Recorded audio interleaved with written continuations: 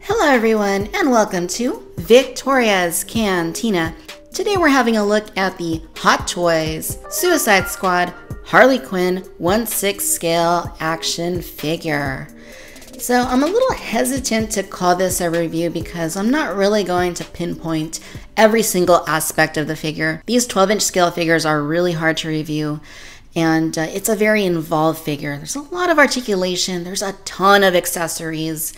And there's just so much. And I'm very careful with these Hot Toys figures because I don't have very many of them. And, they're just kind of delicate. You kind of got to be careful, especially with one like this, where you have all this skin that's exposed. And you have the soft netted stockings, things like that can rip if you're not careful. So I just want to take a quick look at the figure and kind of show you how awesome she looks. And here I have the figure just freestanding without the display base. I don't have any of her accessories on her, no weapons, just a straight up look at the figure. And I think that she looks really, really cool. As you can see, the proportions of the figure look fantastic, very realistic, very lifelike. And of course, the costume just looks top notch. I think they did a very nice job replicating her aesthetic from Suicide Squad. And at this scale, the soft goods really works. And especially it being a Hot Toys figure, of course, everything is tailored to perfection to fit the figure's form. And it all looks exquisite. And from all angles, no matter how you're looking at this figure, it just looks very lifelike. Almost as if it stepped right out of the film, which is one of the hallmarks of Hot Toys figures, is that in most cases they look very screen accurate and they're just very, very impressive display pieces. Here's a close-up look at the head, and again, very lifelike quality to the figure, and I think they did a magnificent job capturing the look of actress Margot Robbie, and it just looks terrific. Looking at the eyes, I mean, you can definitely see that gloss to kind of give it that lifelike quality. The skin also has that sort of quality where you have those pore-like details, just to kind of give it more of a realistic look. And of course, the inside of the mouth, the teeth are a little bit translucent, and I really think that helps with the realism aspect. And of course, the tongue, the insides of the mouth, those all look really good, very slicked. And I mean, just all around, this is a truly, truly stunning and very lifelike figure. I mean, it looks absolutely gorgeous. I also really like what they did with the hair. It's sculpted hair, so it is hard plastic, but the way that they detailed it and painted it and the way that they sculpted it makes it look like you can see each of the strands of hair, which I think looks really awesome and truly helps with that realism.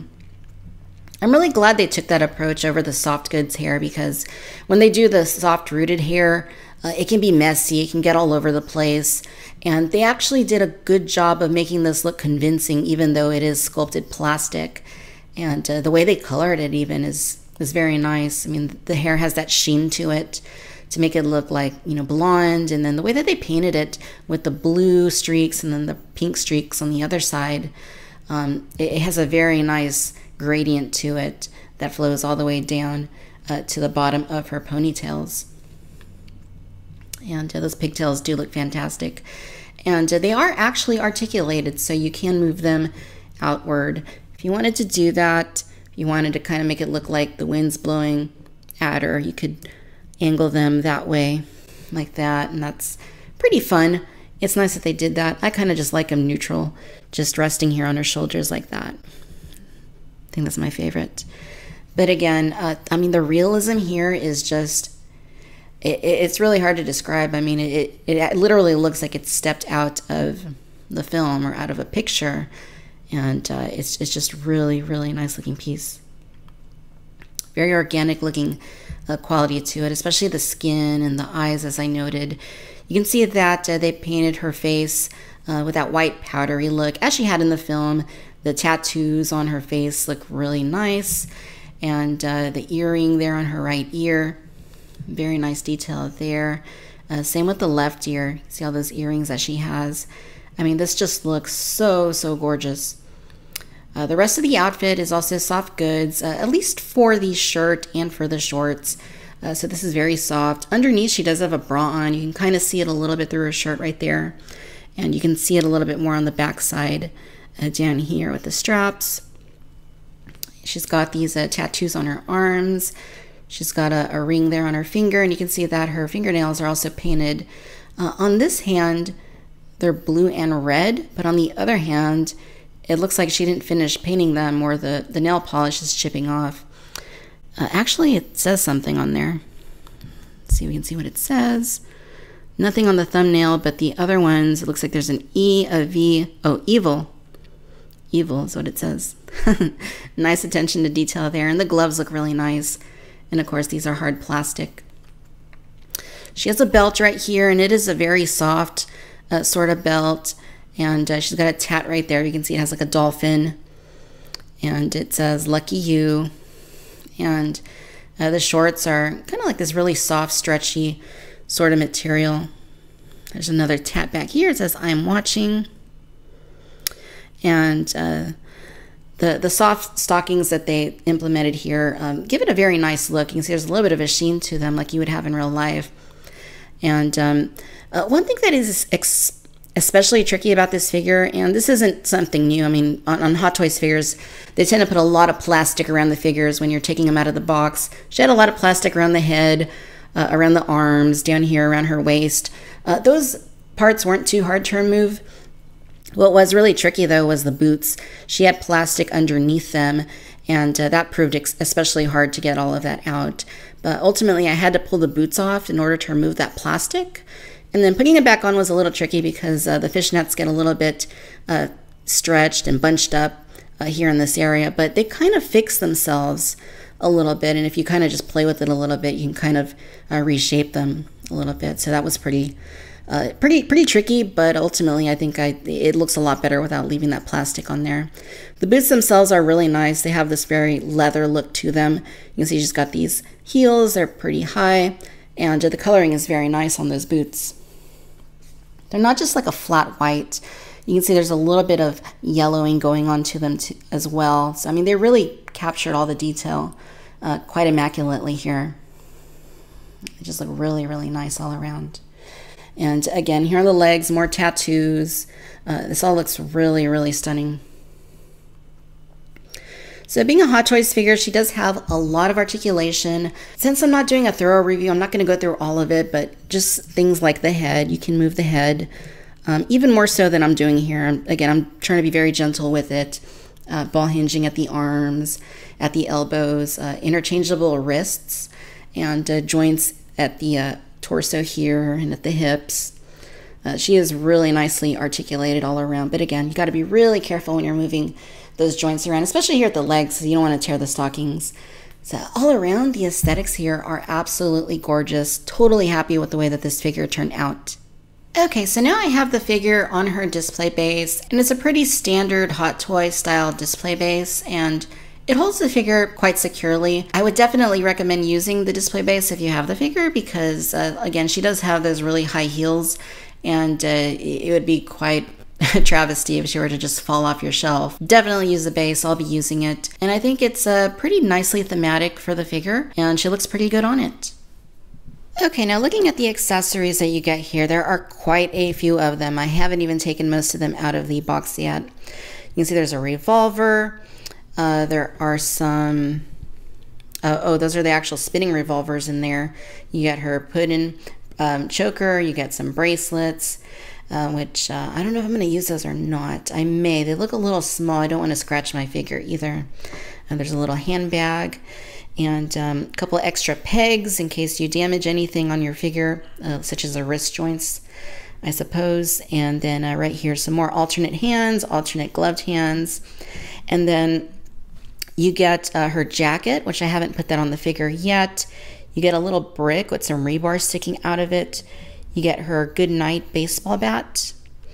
And then if you ordered the Sideshow exclusive from sideshowtoy.com, you also got the mallet if you ordered it pretty early on, which I did. So that is pretty cool. You get a lot of things with this figure. So I'm going to put a few things on her just so we can get an idea of what she looks like once you get those accessories placed on her. All right, you guys, so here is the figure as I am going to be displaying her. I went ahead and put the jacket on. I changed out the right hand, that way she could hold on to her baseball bat, and I put the put-in choker on her neck.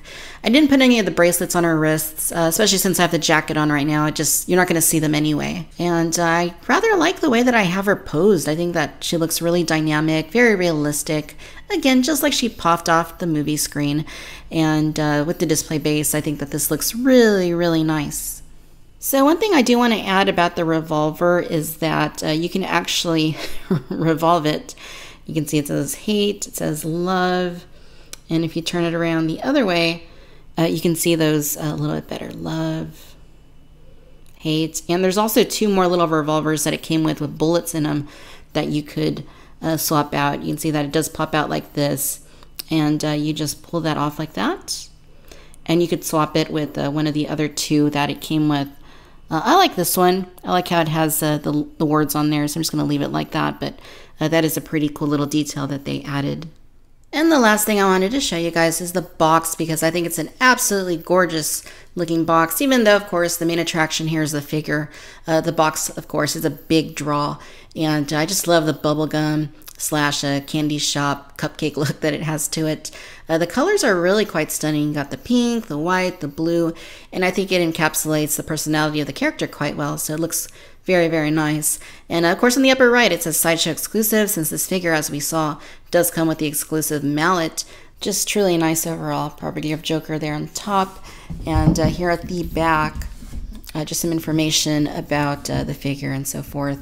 So once you start to pull this front part off, just like that, there is an inner tray as well.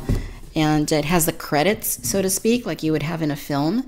And it tells you all about the designers, the sculptors, and the people that worked on this figure, which I think is pretty fun. There's a little batarang right there. And you just open that up. And this is where the figure, the tray of the figure would have been inside. Now there is also a display backdrop. And I think it looks really good. You would basically set this behind your figure and you know, put it on the shelf or in the DTOF. I don't think I'm going to set it up or use it right now because it does take up quite a bit of space. It is nice to have the option. I'm just going to hang on to it. Maybe one day I'll end up using it, but for now I'm just going to display the figure by herself without the backdrop. All right, ladies and gentlemen, so there you have it. This has been a look at the Hot Toys Suicide Squad Harley Quinn 1/6 scale action figure.